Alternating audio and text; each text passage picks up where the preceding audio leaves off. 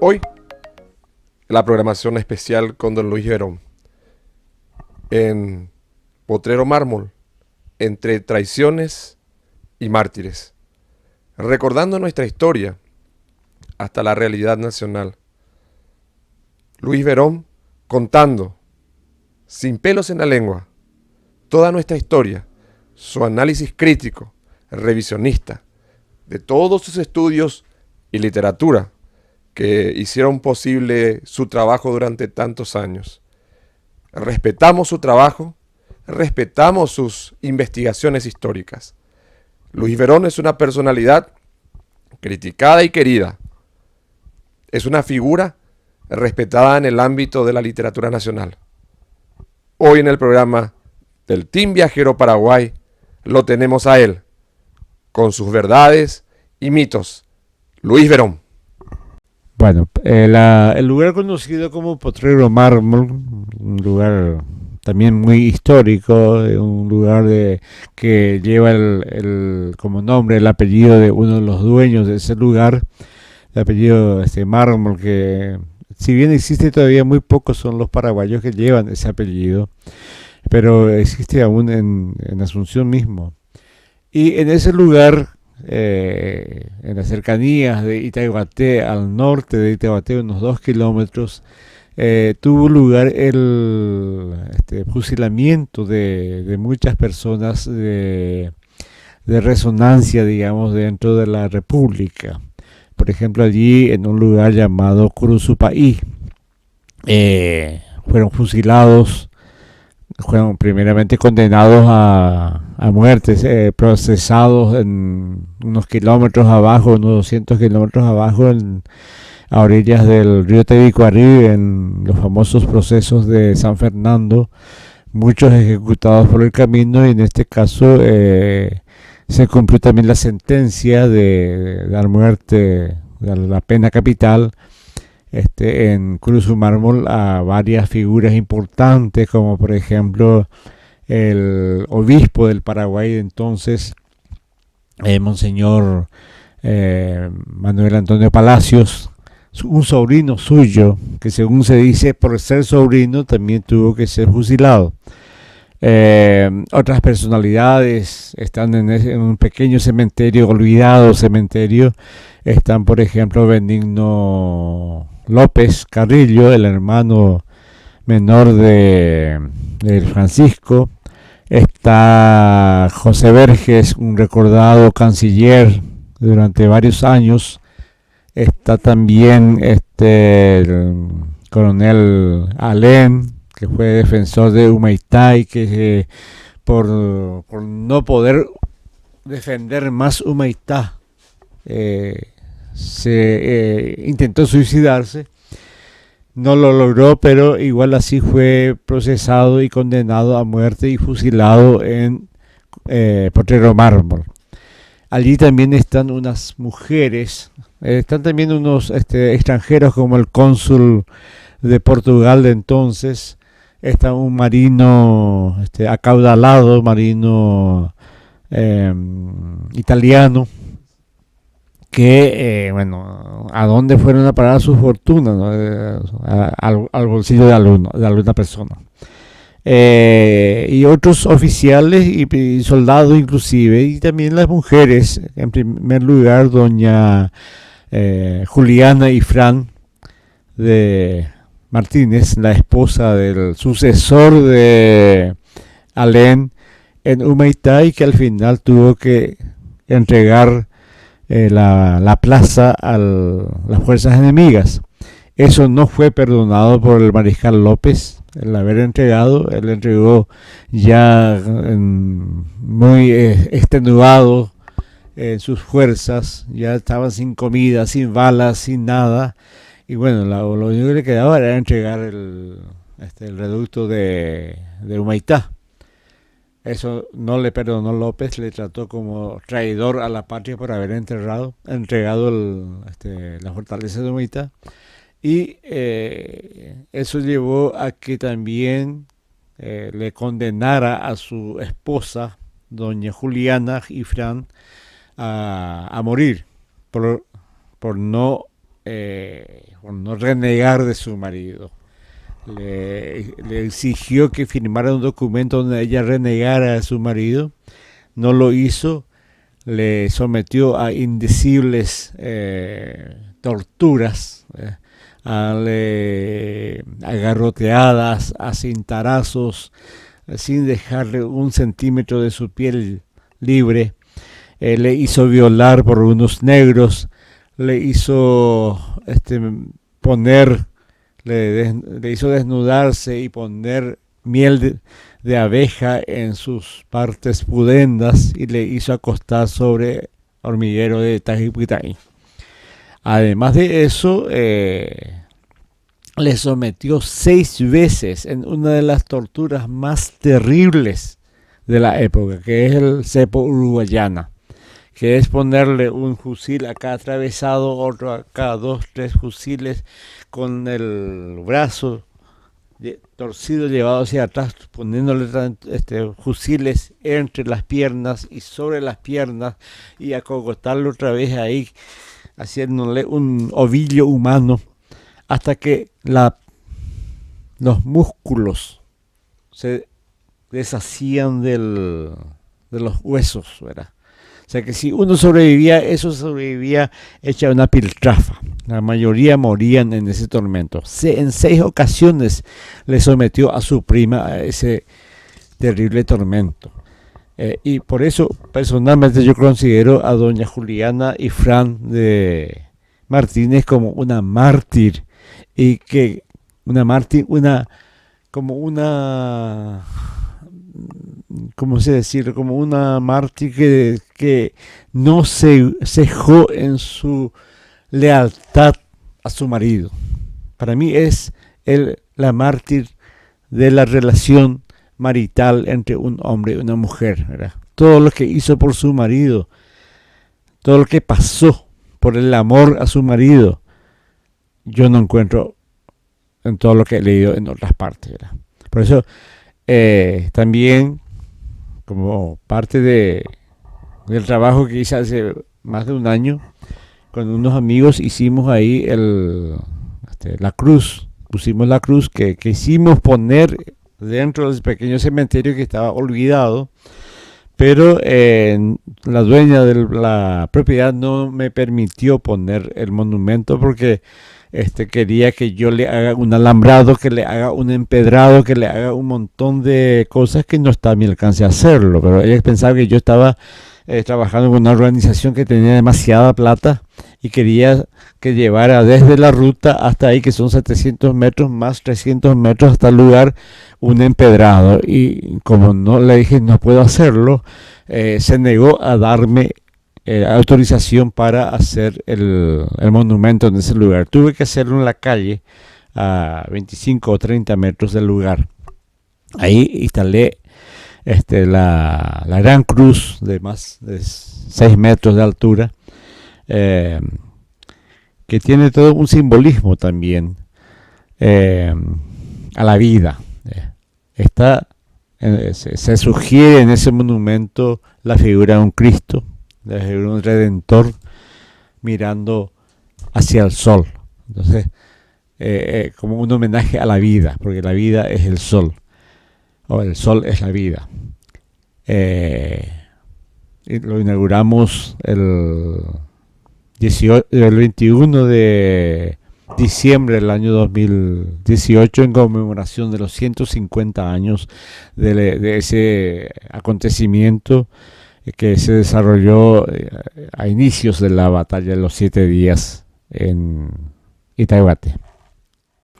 Estamos ahora en Potrero Mármol, el lugar donde fueron ajusticiados una serie de personas acusadas de conspirar contra el Mariscal López. Lo que ellos querían hacer es entregarle al Mariscal López al ejército brasilero y negociar la paz para que la guerra se termine. Una de las personas, por ejemplo, más influyentes que fueron asesinadas en este lugar es Benigno López, el hermano del Mariscal, también sus 3 cuñados, y el más importante, en honor al cual está esta cruz, es prácticamente el obispo Palacios, No es que esta cruz está en su honor, esta cruz en realidad se erigió en honor a todos los que fueron ajusticiados en este lugar. Pero este lugar se conoce, a nivel de la jerga villetana, se conoce como Curuzupaí, en honor al obispo Palacios, que era un obispo de la Iglesia Católica, un obispo del Vaticano en Paraguay. En este lugar fueron ajusticiados, la mayoría fueron lanceados. Por ejemplo, Julia Isfrán de Martínez, la esposa del coronel Martínez, por ejemplo, también fue ajusticiada acá, fue lanceada por la espalda. Y una frase célebre, por ejemplo, de Benigno López antes de ser ajusticiado en este lugar. No sabemos nomás hacia qué apuntaba Benigno al decir eso, pero dijo: lamentablemente no estuve a la altura de las circunstancias. Antes de morir dijo eso. Y fueron prácticamente enterrados acá en esta zona, entrando un poco en este campo, fueron enterrados todos en una fosa común. Todos los que fueron ajusticiados en este lugar. Se conoce como una de las etapas más negras de la historia paraguaya, porque se habla mucho de las situaciones que se dieron para iniciar estos juicios, pero con certeza nunca vamos a poder saber si todos ellos eran realmente traidores o no. Lo que sí sabemos es que todos fueron lanceados prácticamente, y muchos de ellos sufrieron muchísimo hasta llegar acá.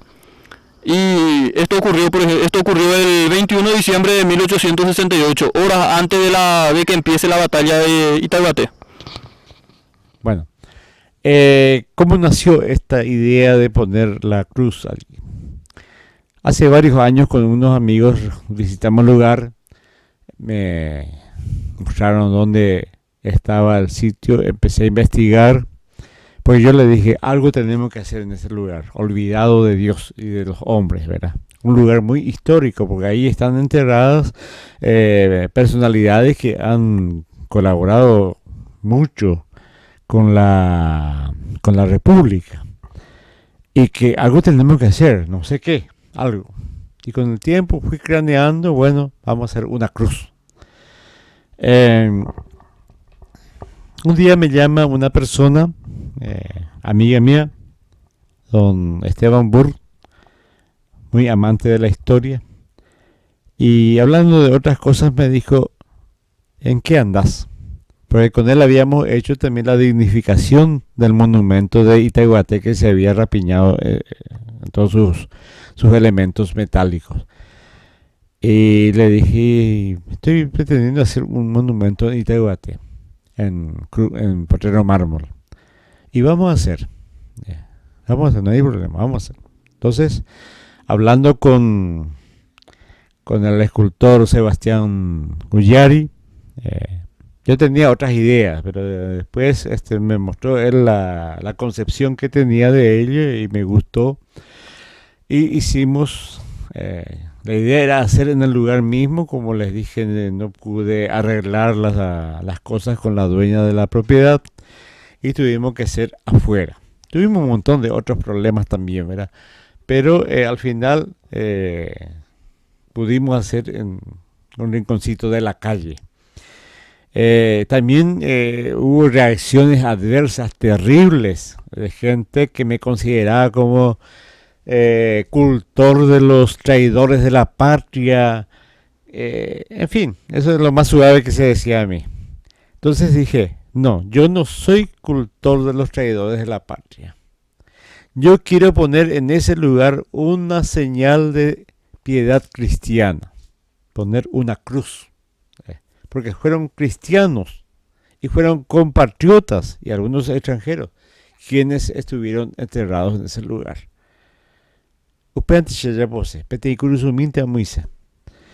Y recurrí a la historia. Ahí me enteré que allá por 1915 el historiador o poeta o cantor de glorias nacionales, don Juan Emiliano Oleari, había ido a Villeta a dar unas conferencias y a recorrer los lugares históricos. Y él cuenta que de lejos, porque el Potrero Mármol sigue igual a como era hace 150 años, desde lejos veía una gran cruz con una estola al viento. Entonces esa fue mi idea inicial, de hacer una gran cruz con un elemento de acero inoxidable que simulaba una estola al viento. En algún momento le comenté a una amiga llamada Sonia Servín, una arquitecta, muy amiga del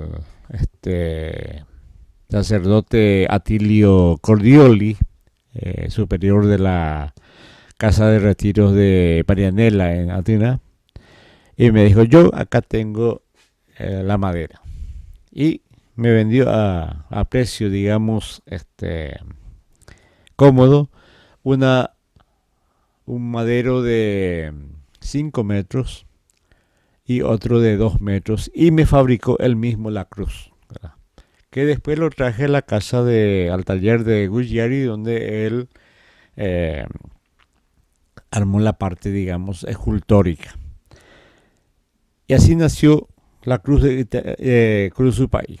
Tiene como 6 metros de alto, mira al oriente, al sol, y lastimosamente hace un tiempo vino una de las tantas tormentas que echó el nichito, porque la cruz, la gran cruz que había visto olear y ya desapareció, se pudrió, se cayó, ya no, ni rastros de él. Entonces los vecinos hicieron un pequeño nicho donde había varias cruces que formaba parte, digamos, de un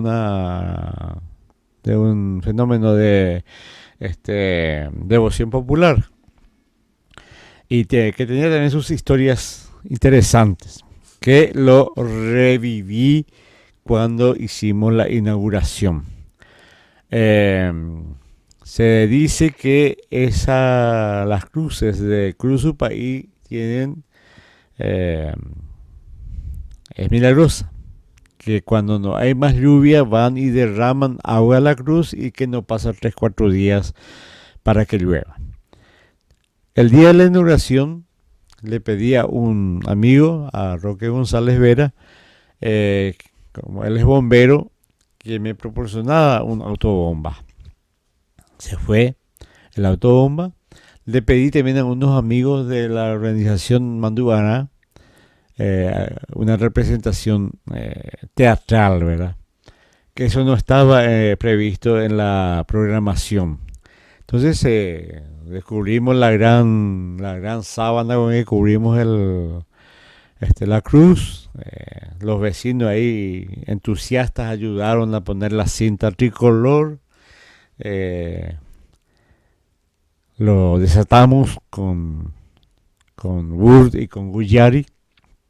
Había como 300 personas en el lugar. En esos mismos momentos también se desarrollaba el acto oficial en Itaiguaté, donde había 30 personas. Y hicimos el descubrimiento, pusimos la cápsula del tiempo en un florero bien tapado con monedas, con fotografías, con el acta donde se explicaba el porqué de la cruz, y eso metimos adentro. Y un amigo mío que justo coincidía con la muerte de su madre, y en vez de llevar un ramo de rosas o un ramo de flores a su velorio, llevó una corona para ponerle a las víctimas que estábamos recordando. Entonces fue una cosa muy emotiva, y al final, como broche de oro, se escuchó un montón de griterío, un montón de órdenes de que venía de hacia la espesura, y aparecen ahí unos soldados y unos condenados a muerte, como el obispo Palacio, el ministro Verges, el ministro Benigno López, la García de Juliana y Fran, y se realiza el acto de el simulacro de fusilamiento en el lugar. Fue algo muy emotivo que más de una lágrima se tuvo que correr, ¿verdad? Entonces, después terminó el acto, ¿verdad? Hicimos una reparación, yo llevé agua porque hacía un calor terrible. Unos días antes ya había comprado mosto. Y empanadas también que tenía, que acá mi vecina me hizo. doña Machi, Machi Arévalos, no, Machi Gómez, acá en la esquina. Ella me proporcionó no sé, 100 empanadas que repartimos. También llevó Chango y llevó unas pizzas que él hace en su pizzería. Lo que sí fue una fiesta interesante, ¿verdad? Y del acto fue que al hacerse toda la inauguración y hacerse el fusilamiento y demás cosas, el coche bomba, el camión de bomba de agua, empezó a tirar unos chorros, ¿verdad? Mojando la cruz y mojando a un montón de gente que nos pusimos a disfrutar del agua porque hacía un calor de 50 grados más o menos. ¿Por qué hice eso? Por aquella costumbre de la gente que llevaba a mojar a la cruz cuando no había lluvia. Y ahí también estábamos en un periodo de sequía tremenda. No pasó una hora para que llegara una tormenta y nos mojara a todos. Hasta uno quiere creer en el poder, digamos, del milagro de la cruz. Bueno, ¿qué pasa? Hicimos también, personalmente empecé a investigar si había una Santa Juliana en el calendario religioso. Encuentro que existía una Santa Juliana, pero yo decía, ¿Juliana es femenino de Juliano más? ¿O había una Juliana? Y encuentro que había una Santa Juliana de Nicomedia, Santa Ileana también le llaman. Hay algunas personas llamadas Ileana en nuestro medio, ¿verdad? Ileana Delgadillo y varias, hay una bailarina también, Ileana Rodas. Y ¿quién era esta Santa Juliana? Era una mujer de Nicomedia, un lugar de Turquía. Estamos hablando del año 304, 305, que se había vuelto cristiana y era pretendida por un oficial romano a quien ella le puso como condición que llegara o que tratara de ser prefecto de esa ciudad. El tipo enamorado movió cielo y tierra y se hizo nombrar prefecto de la ciudad de Nicomedia. Bueno, ¿qué tenía que decir Juliana? Porque yo no quería casarse con él. Entonces le puso, bueno, está bien, pero no es todo. Convertirte al cristianismo como yo. Ah, no, eso no. Y en eso fue apoyado el pretendiente por el padre de Juliana, a quien no le gustaba que tuviera una hija cristiana. Lo que sí que empezó el drama de Juliana de Nicomedia. Fue azotada, fue martirizada, recibió se le derramó aceite caliente, al final se le decapitó. ¿Cuándo? En lo que, de acuerdo a los estudios de calendario, el 21 de diciembre del año 305. Tenía 22 años.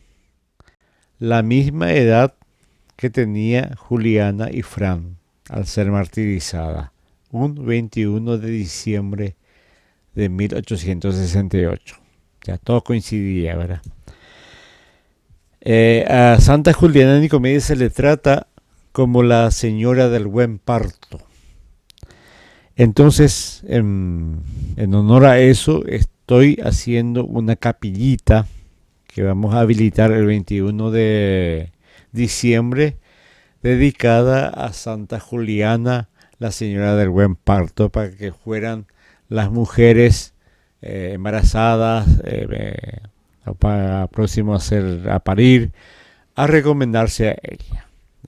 Esa es la intención. La intención es desarrollar un lugar de devoción que me parece no es malo. Me parece que responde un poco a nuestras aficiones o aficiones religiosas, ¿verdad? Este país pues no es tan cristiano, es más bien mariano.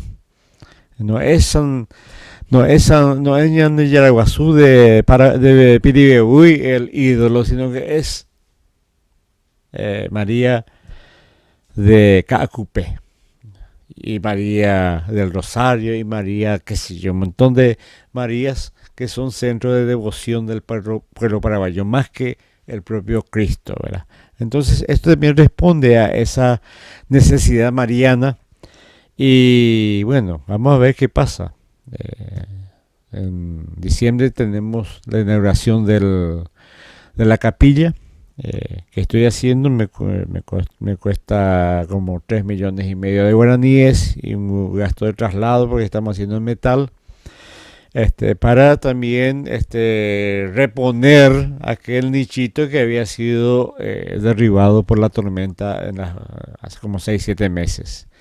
Bueno, eso es un poco en definitiva lo que estoy haciendo en la zona de Villeta, una ciudad y unos amigos muy entrañables, a quien también acompañé en su momento hace como 12-13 años cuando hubo intenciones de llevar el basurero de Cateura, trasladarlo al campo de Piquisiri, y acompañé con el apoyo, digamos, del aspecto histórico que no podía ser profanada por un basurero, ¿verdad? Y además llevar un basurero a ese lugar era envenenar todo el área de retroalimentación del cercano lago Poá.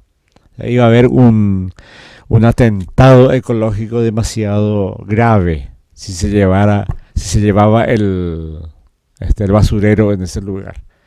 Entonces, bueno, eso es un poco lo que podemos decir así grosso modo sobre mi relación con Villeta, mi participación en la defensa de sus campos, de intento de llevar el basurero y de lo que hicimos con algunos amigos en Potrero Mármol, que me parece fue un acontecimiento interesante dentro de la conmemoración de los 150 años de la guerra.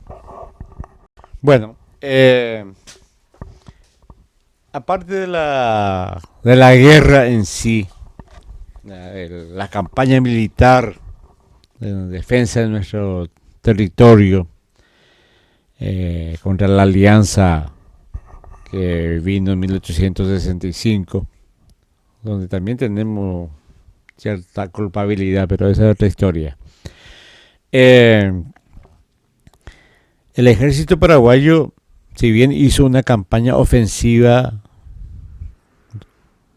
marcado por el fracaso, rápidamente tuvo que retroceder y cruzar el río Paraná, y donde se realizó las campañas de Ñembucú. Muchas campañas guerreras, como por ejemplo Tuyutí, Sauce, Boquerón, en fin, un montón de Cruzú, Curupactú, Estero Bellaco, en fin, un montón de acontecimientos bélicos que marcaron esa campaña en el sur del país. Lógicamente, siempre signado por el fracaso de nuestro ejército. Y no tuvo otro medio que retroceder desde las riberas del Paraná, utilizando siempre el antiguo camino colonial, porque todo eso se desarrolló a lo largo del camino colonial, que salía, en términos actuales, ese camino salía de frente del Shopping del Sol. Salía de frente del Shopping del Sol, venía por la actual avenida Santa Teresa, que durante mucho tiempo estuvo también tomado, obstaculizado, pero que se liberó hace como 40 años. Venía por San Lorenzo, pasaba San Lorenzo en la zona de kilómetro 16, ruta 1, Una bifurcación lleva a la calle San Pedro. ¿Por qué se llama San Pedro? Porque llevaba a San Pedro del Ipané. Y de ahí pasaba a Villeta, por un camino que ahora se está recuperando y asfaltando, que va a ser uno de los caminos opcionales para llegar a Villeta. Y de Villeta, yendo por la actual ruta que va al sur, que va a Villafranca, Villa Oliva, que va a Alberdi, Villafranca, llega al Tedicuarí, pasa al Tedicuarí, va hasta Pilar y va al sur a ¿cómo se llama? A Humaitá y otras poblaciones hasta Paso de Patria, y que de ahí pasa a Paso de la Patria del lado argentino, y eso llevaba a Corrientes y a Santa Fe y a Buenos Aires. Ese camino fue la columna vertebral por la que se desarrolló la guerra hasta Villeta y su entorno, ¿verdad? Villeta, Abaú y Tononó. Y con el fracaso en Itaguaté empieza el diagonal de sangre, ¿verdad? Con Pirayú, Ascurra, Piribeú, Cagupé, Acostañú, Caraguataú, en fin, hasta llegar a Curuguatú y seguir para adelante, ¿verdad? En esos lugares históricos de mucha carga dramática y trágica, estamos con unos amigos, o con los amigos que me acompañan en esa aventura, también hacer hitos recordatorios, hitos memoriales. Vamos a hacer una cruz que recuerda a los muertos en San Fernando, porque mucha gente dice, no, pero fueron traidores. ¿Quién soy yo, Luis Verón, un ciudadano común y corriente, para acusar de traidor a nadie? Hay que meterse en el papel de esa gente. Y en el papel de algunos habrán habido traidores, otros desertores, otros, qué sé yo, otros víctimas de intrigas, la mayoría víctimas de intrigas, que fueron acusados porque a lo mejor al vecino le caía mal, entonces le acusaba de conspiración, lo que sea, ¿verdad? Bueno, así como en Itaguaté, en Potrero Mármol, esa cruz que yo puse ahí fue en recordación de esa persona, hombre o mujer, que están ahí enterrados, sin mirar si son traidores o no, porque decimos que somos cristianos, ¿y por qué vamos a tener que anatematizarlo a esa persona? No conocemos el drama que se ha vivido o el drama que vivió esa persona, pero nosotros desde nuestro aspecto, nuestro carácter cristiano, porque la mayoría en este país somos cristianos, algunos buenos, algunos malos, pero cristianos al fin, y poner una cruz, una señal cristiana en un lugar con tanta carga dramática, trágica, en el marco de una guerra, yo no creo que sea nada malo. Ahí lo que hace falta es poner un recordatorio a esa gente que está ahí enterrada. Un recordatorio para que nunca más en este país ocurra un hecho trágico como la guerra de la Triple Alianza. Que sea un recordatorio que nos señale el futuro, que nos señale hacia dónde ir con el olivo y con la palma de nuestro escudo, ¿verdad? Que sea nuestra señal, que sea el que ilumine nuestro sendero hacia la paz, hacia la concordia, hacia la buena vecindad con las naciones y las poblaciones, los pueblos que nos rodean. Esa es la intención mía. Yo sé que mucha gente no lo ve así. sé que mucha gente maldice todo esto que hago. Bueno, pero ¿qué le vamos a hacer? No podemos, no soy moneda de oro ni estoy en campaña proselitista. Pero una cosa tengo que decir, lo hago. Yo no me limito en criticar, yo hago. Y así hicimos también con Guyari, un día comiendo pizza, me dice él, ¿y qué vamos a hacer ahora? Y te digo, está por llegar los 150 años de Acostaño. Podemos hacer un monumento. Listo, ahí pasó con un lápiz y un papel, ahí diseñó más o menos un bosquejo. Yo tengo la persona que puede mover todo esto. Y ahí le convoqué a Almide Alcaraz, un dinámico promotor cultural de la zona de Barrero. Tomó carrera, habló con el gobernador, con el intendente. En 20 días hicimos ese monumento, que hoy es ya un atractivo turístico, porque mucha gente va a conocer y a sacarse fotografías en el lugar. Y así también, personalmente, me resulta medio incómodo, pero el monumento que se hizo en Abaí se hizo bajo mi insistencia, porque no se iba a hacer. Y yo insistí, y rompí paciencia hasta del ministro de Cultura, y me dijo, sí, vamos a hacer. Y vamos a hablar con el ejército. El ejército puso los hombres, puso las máquinas, y el Ministerio de Cultura puso los recursos económicos, y desde diciembre del año pasado está ahí el gran monumento que tiene como 20 metros de altura, ¿verdad? Ya. Yo no tengo medio de hacer, ¿verdad? Pero por lo menos tengo la forma de insistir y de ser un poco pesado con la gente para que se hiciera. Y además estoy preparando el monumento al aporte de mi pueblo, San Miguel Misiones, a la defensa nacional, porque de Ubicuí, cerca, Cordillerita se llama un lugar, cerca de la planta siderúrgica de El Rosado.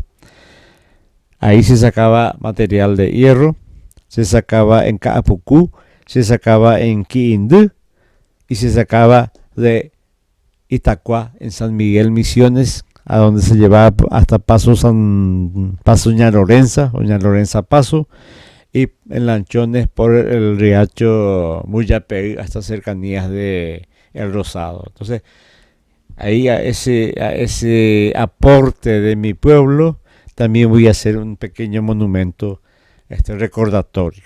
Y también tengo previsto y ya preparado un monumento a las mujeres víctimas de la guerra en Arroyo Guazú, donde fueron lanceadas, porque ya no había balas, fueron lanceadas Francisca Garmendia, Pancha Garmendia y otras mujeres desgraciadas que vivieron en ese dramático episodio de la guerra. Y también voy a poner una cruz, ya tengo la madera, en Panadero, que fue uno de los últimos campamentos del ejército paraguayo, allá cerca de Capitán Val, sobre el río Aguaraguazú. O sea, son cositas que estoy haciendo, modesto aporte de este ciudadano, pero creo que nuestra historia merece estos memoriales para que nos fijemos, miremos en ellos, nos inspiremos y construyamos nuestro país en un ambiente de paz y un ambiente de concordia, olvidando aquellos episodios tan negativos que hemos vivido. Yo creo que más bien lo primero, por sus actos lo conoceréis. Un gran hombre, un hombre mayúsculo, fue don Carlos Antonio López Ifrán. Él intentó al tomar la posta que dejó el dictador Francia, que gran cosa, bueno, hay que reconocer que el dictador Francia consolidó la independencia nacional. Pero de ahí yo no veo que ella haya hecho otra cosa más de provecho. El Paraguay quedó estancado. Mientras los otros países iban adelante, nosotros nos encerramos aquí y nos estancamos. Es como tener un poste o una serie de postes de teléfono o de luces, de electricidad, y uno viene por la ruta en ómnibus o en coche, lo que sea. Y esos postes van atrás. En realidad esos postes no van atrás, están en un lugar. Quienes avanzan somos nosotros. Pero para nosotros es un recorrido hacia el retroceso. Eso mismo ocurrió con el Paraguay de la época del doctor Francia. Nos quedamos estancados, mientras que el concierto de naciones iba para adelante. Viene don Carlos, asume don Carlos y trata de ganar el tiempo perdido en el periodo franquista. No encontró nada para hacer lo que tenía que hacer. Tuvo que buscar gente que supiera escribir Naipori. Entonces se vio la necesidad de enviar jóvenes a estudiar afuera, a traer maestros. Fue un trabajo arduo y muy importante lo que hizo don Carlos para tratar un poco de levantar a nuestro país. Acá no teníamos tecnología. ¿Qué enriquece a un país? Tecnología. Nosotros, y hasta en gran parte seguimos siendo un país con una economía básica agrícola ganadera. No hay industria. Muy poca industria. Recién ahora parece que estamos entrando en lo que Inglaterra entró hace 300 años. Tuvo que contratar tecnología, trayendo el que fue el 9º o 10º ferrocarril que tuvo el continente americano, que nosotros lo decimos que es el primer ferrocarril. Mentira. Entonces nosotros nos alimentamos con mentiras y estamos ahí solazándonos con la mentira. Hablemos claro. No, ni hace más ni hace menos al Paraguay una mentira, además hace menos. No teníamos universidad en todos los países, ya había universidad, acá no teníamos. Pero se buscó profesores, se buscó maestros, se buscó técnicos, vinieron como 500 técnicos ingleses a mover un poco acá el ferrocarril, los arsenales, un montón de otros, los astilleros, ¿verdad? Y hemos producido barcos a vapor, en fin, un montón de portentos, digamos. O sea, don Carlos trató de levantar, lo levantó. Durante 20 años de su gobierno, 18 años. Si después venía un 18 años más de un gobierno como el de don Carlos, esto sí iba a ser alguna potencia. Pero nunca fuimos esa potencia, que tanto se gagarea. ¿Qué potencia podemos tener teniendo arado de Euracuá o lo que sea? No se puede. Teniendo tejido de apoí o de lienzo para consumo interno. No se puede ser potencia. Teníamos una modorra de 60 años sin haber peleado con nadie. Que por un lado es muy bueno. Pero nuestras fuerzas militares estaban sin movimiento. El Brasil o la Argentina estaban peleando todos los días entre ellos, entre provincias ante lo que fueron después estados, ¿verdad? Estaban ejercitados. Nosotros, ni siquiera la academia del ejercicio teníamos. Entonces, ¿qué potencia podemos ser? No podemos ser ninguna potencia. Y todo el mundo dice, no, Paraguay era conocido, porque era la primera potencia del mundo. ¿De qué? De nada. Hablemos claro en historia. No inventemos. Así como inventamos que tuvimos el primer ferrocarril de América.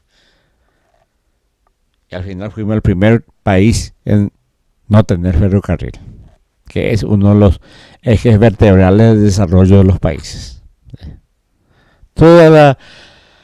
El mapa ferroviario de América se suelta en el río Paraná y empieza otra vez a partir del río Paraguay hacia el Pacífico. Acá no tenemos ni 300 kilómetros ni nada de ferrocarril hoy. Entonces, ¿de qué potencia estamos hablando? Hay que decir eso. Dejemos de vivir en la mentira. No nos sirve de nada. Hagamos lo que hizo Don Carlos. Trabajemos. Ustedes acá en Pugata. Pero así nomás con la mentira. Nosotros nomás pasamos mirando al ombligo y diciendo, qué lindo es mi ombligo. Entonces, todo eso que hizo Don Carlos, todo ese apoyo a la juventud, todo ese apoyo a la industria, a la producción forestal, ganadera, vino un prepotente, una persona que pensaba llevar todo por delante, sin preparación y sin tecnología, porque una guerra no se gana con hombres, no se gana con cantidad de hombres, se gana con tecnología. Si a mí me vienen 200 personas con bodoque y con hondita o con cuchillo y yo tengo una ametralladora, pero a los 200 le elimino en fracción de minutos. La guerra se gana con tecnología. Nosotros teníamos tecnología del siglo XVIII. Los brasileños tenían tecnología del siglo que después se usó en el siglo XX, en la Primera Guerra Mundial. ¿Cómo vamos a ganar nada? Y ahí está el resultado. Desde Uruguay ya empezamos a retroceder hasta 5 años después quedarnos en Cerro Cora. O sea, miremos el resultado de nuestras discordias y vamos a tener lo que es nuestra realidad, lo que fue nuestra realidad. Porque si éramos una potencia, hoy hubiéramos sido como los Estados Unidos o como cualquier otro país europeo. Estamos acá, un país atrasado, un país que no salimos de nuestro atraso, que cada día nos vamos más dentro del fango porque no queremos trabajar. Todos pedimos que nos dé el Estado. No. El Estado no tiene que poner, el Estado tiene que darnos ciertas herramientas, buenas rutas, que sí en los últimos 30 años se hicieron como 6.000 kilómetros de ruta. Este país solamente necesita de ruta para levantar cabeza, para que el campesino pueda sacar sus productos a los lugares de mercadeo. Entonces, hay muchas cosas que tenemos que revisar un poco con sinceridad en nuestra historia. Yandé Yapungo, Yandé mismo, Oyupé. Y eso no está bien. Nunca vamos a salir de nuestro atraso. Porque no aprendemos nuestra historia. Nos pasamos con los mitos. Que el Paraguay es valiente, que el Paraguay es esto, que tenemos la mejor naranja. Hace 80 años perdimos el mercado. Todas las naranjas que consumimos son naranjas que se trae de contrabando al Brasil. Entonces, ¿de qué potencia estamos hablando? Nos pasamos adulándonos a nosotros mismos y no hay nada peor que la adulación. Y ahí está el resultado. Un país marcado por la desgracia, un país marcado por la corrupción, un país marcado por su propio destino negativo, Seamos honestos, seamos patriotas. En eso está el patriotismo. El patriotismo no está en decir yo soy paraguayo porque amo al Mariscal López o porque... No. El patriotismo está en nuestros actos cotidianos, día por día. En no tirar la basura a la calle, en no cruzar luz roja, en fin, en no hacer cosas negativas, en dar paso a ese auto que quiere cruzar la calle y nosotros no tiene que cruzar. Nos ponemos ahí, no dejamos ni 5 centímetros y tapamos para que no pase. O sea, no queremos ni nuestro progreso ni el progreso del vecino. Entonces, eso no es patriotismo. Patriotismo es hacer las cosas bien. Y las cosas hay que hacerlas bien o no hacerlas.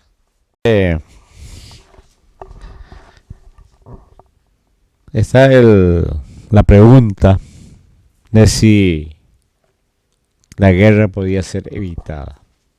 Todas las guerras pueden ser evitadas. Siempre hay situaciones o factores que desembocan, que desenlazan un hecho tan dramático como la guerra. Las guerras generalmente se realizan sin odio. ¿Qué odio puede tener un paraguayo de Itá, un paraguayo de Carapeguá, un paraguayo de Caraguatay contra un argentino de Córdoba, o de Tucumán, o de Ushuaia, o de un brasileño de Pernambuco, lo que sea? Uno odia lo que conoce y ama lo que conoce. También en la guerra del Chaco no hubo odio. Cuando terminó la guerra salieron de sus trincheras y se abrazaron todos, festejando la culminación de la guerra. Generalmente las guerras empiezan por la torpeza de los líderes. En todas las guerras. Y los intereses comerciales, especialmente. Entonces, no podemos hablar de que pudo evitarse. No se evitó. Se desarrolló la guerra. Se desarrolló mucho tiempo, 5 años. No porque éramos valientes y retuvimos a los aliados que eran todos unos cobardes. No. Hay un dicho que dice que hay que matarle al enemigo, un buen soldado tiene que morir por su patria, pero que tenemos que hacer que el buen soldado enemigo muera por su patria y no nosotros. Entonces, hay mucha poesía y tenemos que sacar esa poesía y mirar con la realidad. En primer lugar, no estábamos preparados para la guerra. En segundo lugar, la torpeza de nuestro líder que nos llevó a la guerra. Nos llevó por capricho. Sin estar armados, sin tener armas, sin tener barcos de guerra que había comprado y no pagado. Pero otros hechos que no vienen al caso. ¿Y cómo pues, sin arma vamos a ir a tocarle la oreja a un matungo? Y eso es lo que hicimos. Nos envalentonamos y nos fuimos a tocarle la oreja, mojamos con la lengua y a tocarle la oreja a un gigante. Y después nos quedamos tranquilos. No, los otros tenían que reaccionar. Se hizo el tratado de la Triple Alianza después de que nosotros hayamos ido a fastidiar. Entonces, en gran parte fue culpa nuestra, de los paraguayos, el haber iniciado esa guerra. Sí, pero vinieron y nos mataron. Y claro que vinieron, fue una guerra. No vinieron con flores de clavel o con flores de rosas rojas o blancas o amarillas. Vinieron con municiones. y vinieron con muy buenas armas que no teníamos. Entonces, dejemos el Aishinyanangari.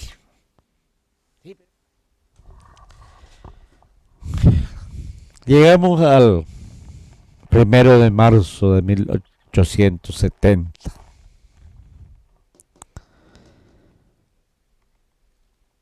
Un drama, una tragedia en nuestro continente, en nuestro país, en nuestra sociedad. Una guerra interna, que al final la guerra fue la guerra interna.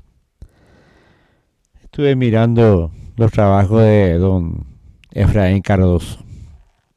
Y cada vez que llegábamos más cerca de Cerro Corá, más fusilamiento, ejecuciones, fusilamiento, 20, 30, 40, 70, 80 por día. Hasta puedo aventurar a decir que los aliados las muertes por los aliados fueron menos que las muertes hechas por los paraguayos contra los paraguayos. Todos los días. Y ordenada, esas muertes eran ordenadas no por un tribunal, como al principio se hacía para disimular más o menos. Don Francisco Solano López, él mismo, tomando un pedazo de papel, marcaba a este, a este, a este, a esta, a esta, a esta, a esta. Nuestro gobernante era el principal asesino de sus compatriotas. ¿Qué hacía él? Huía. Hasta que los brasileños le alcanzaron en Cerro Corá y le dieron muerte. Lastimosamente muy tarde. Mucha gente murió antes. Muchos jóvenes murieron antes. Muchos jóvenes brillantes, como un coronel Mongelos, muchacho de 22, 23 años, que clamó por su vida, que podía serle útil todavía, no, la muerte. Eso no lo hace un líder ilustrado, eso lo hace un tirano bárbaro. Claro, yo sé que mucha gente va a hablar de mí de que soy un antipatriota, que soy un legionario, que soy un vendedor de la patria, que soy un pagado por el oro de Itamanatí. Yo no tengo plata, no tengo oro, no tengo nada. Esto es mi tesoro, esta es mi fortuna, nada más. Y otro que sale y te dice: somos el Paraguay gracias a que el Mariscal López murió por el Paraguay. ¿En qué puede ayudar un muerto? ¿En qué puede ayudar un cadáver para que el Paraguay siga? Y voy a decir algo que a la gente le va a molestar. El Paraguay sigue existiendo gracias a los legionarios que dijeron en su momento, cuando se iban a repartir el Brasil y la Argentina por el territorio paraguayo, dijeron, los legionarios fueron los que dijeron: momento, nosotros somos paraguayos, queremos crear un gobierno y vamos a tratar el futuro de nuestro país entre los tres como naciones. Y con esa actitud, los famosos legionarios permitieron que el Paraguay siga existiendo. El Paraguay existe por esa actitud de estos paraguayos que estaban en contra de López. No por lo que hizo López ni por lo que murió López. Fue muerto, se puede repartir lo que quiera. ¿Qué va a hacer? Entonces, olvidemos nuestras mentiras y miremos con la verdad. Por lo menos esta es la verdad que yo creo, ¿verdad? Que no le gusta a mucha gente la verdad que yo creo. Pero bueno, paciencia. No tengo por qué darle el gusto a todo el mundo, ¿verdad? Y eso es lo que podemos decir brevemente. Muchas gracias. Bueno, ¿Por qué seguimos existiendo como país? Seguimos existiendo no por el resultado de la guerra. Seguimos existiendo gracias a los legionarios, como había dicho, y también gracias a la rivalidad entre el Brasil y la Argentina. Ellos pretendían todo el territorio.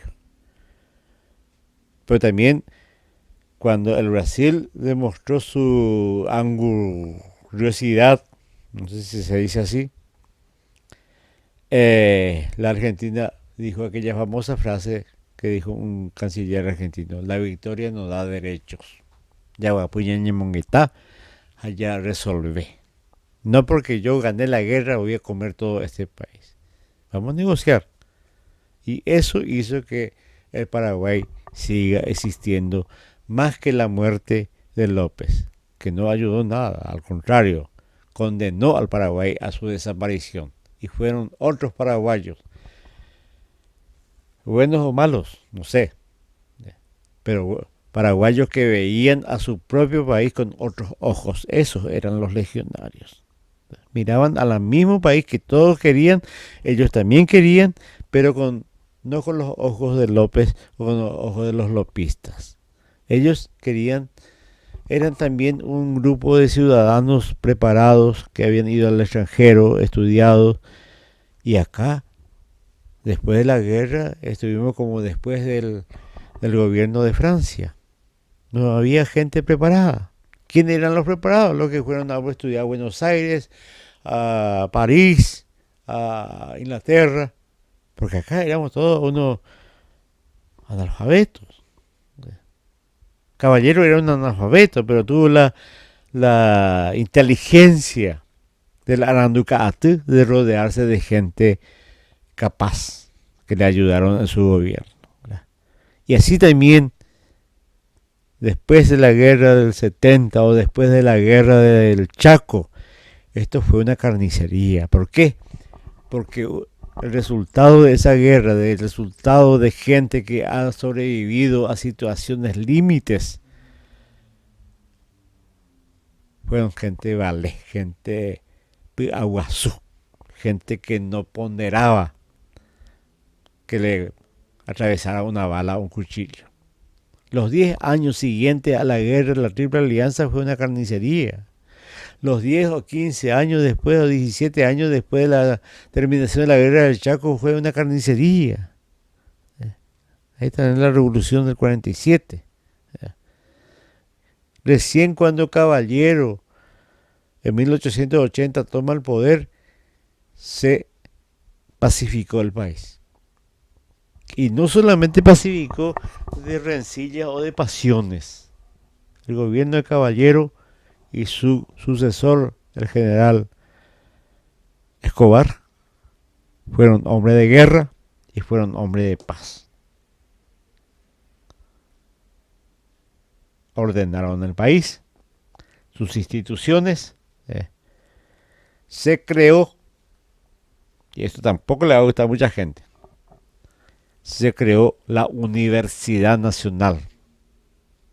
Se creó la Universidad Nacional bajo el auspicio de un enemigo del Paraguay, que dicen que dijo que al paraguayo hay que matarle en la panza de la madre. Que bien lo pudo haber dicho porque era un bocón. Pero así también quien vino y aconsejó, asesoró para la redacción de la Ley General de Educación que permitió la creación de la Universidad Nacional y que permitió el surgimiento, la emergencia de un grupo humano conocido como la generación del 900, con los Ayala, con los Irala de San José de los Arroyos, con el poeta Manuel Ortiz Guerrero, con el misionero Agustín Barrios, con mi compoblano Guillermo Molina Rolón, con Gondra, con las Garay, en fin, una playa de de gente interesante que surgió de esa mierda, de ese fango de la guerra. Y surgió gracias al asesoramiento de este que se dice que dijo que al Paraguay hay que matarlo. Eso es lo que dijo, pero lo que hizo, para mí lo que hizo es mucho más importante de lo que pudo haber dicho.